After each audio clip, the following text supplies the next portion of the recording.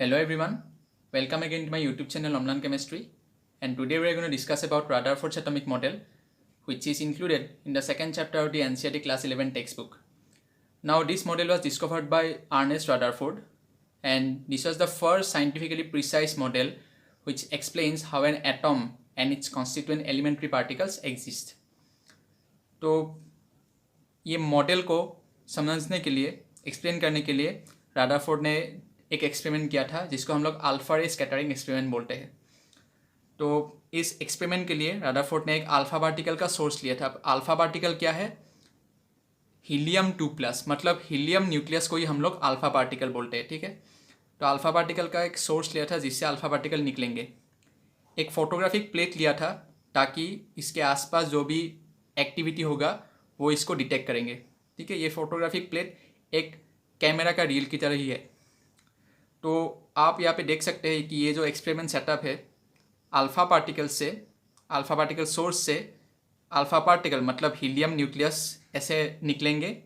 उसके बाद ये जो लीड का जो प्लेट है, ये लीड का प्लेट ये पार्टिकल को एक डायरेक्शन देगा और उसके बाद ये पार्टिकल जाके ये रेड कलर का जो फॉइल है इसमें हिट करेगा।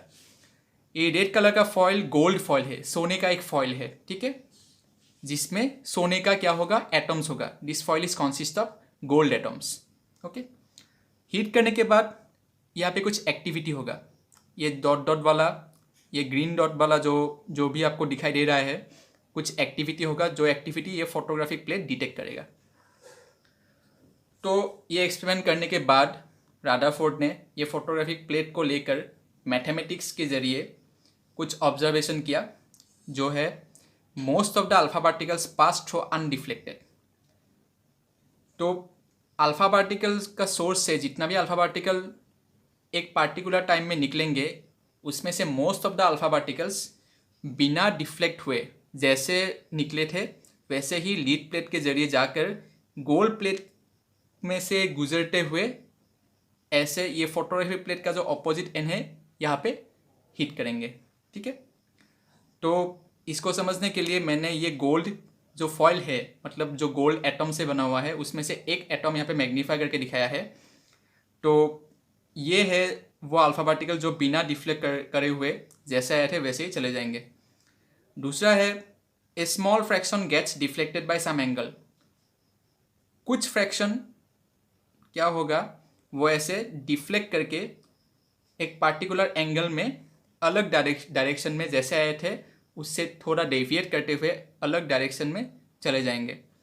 And a very few 1 in 20,000, अगर मान लीजिए कि एक घंटे में 20,000 अल्फा पार्टिकल इस सोर्स से निकले हैं, तो उनमें से एक अल्फा पार्टिकल ऐसा होगा जो जैसे आए थे वैसे ही ऐसे डेविएट करके अपने ओरिजिनल जो सोर्स है उसकी तरफ मुड़ जाएंगे। तो ये है ऑब्जर्वेशन। तो ये ऑब्जर्वेशन और मैथमेटिक्स के मदद से रदरफोर्ड ने कंक्लूजन में ये कहा कि most space of atom is empty. यहाँ पे आप देख सकते हैं ये जो एटम है इसके अंदर जो मोस्ट स्पेस है, ज़्यादा से ज़्यादा स्पेस क्या है? खाली है, एम्प्टी है। और इसीलिए most of the alpha particles बिना डिफ्लेक्ट किए हुए ही जैसे आए थे वैसे ही चले जाएंगे, क्योंकि ये मैक्सिमम स्पेस क्या है? खाली है। दूसरा कंक्लूजन है positive charge is centred which deflect some alpha particles. Centre में पॉजिटिव चार्ज का एक बंडल रहेंगे, ठीक है, एक डेंस बंडल रहेंगे बहुत ही कम वॉल्यूम में। और सिंस जो सोर्स है वो भी एक पॉजिटिवली चार्ज पार्टिकल ही है, हीलियम न्यूक्लियस, तो सेंटर में जो पॉजिटिवली चार्ज पार्टिकल्स होगा वो पॉजिटिवली चार्ज पार्टिकल्स जो सोर्स से आए हैं हीलियम न्यूक्लियस को डिफ्लेक्ट करेगा, क्योंकि ये भी पॉजिटिवली चार्ज पार्टिकल है, रिपल्सन होगा।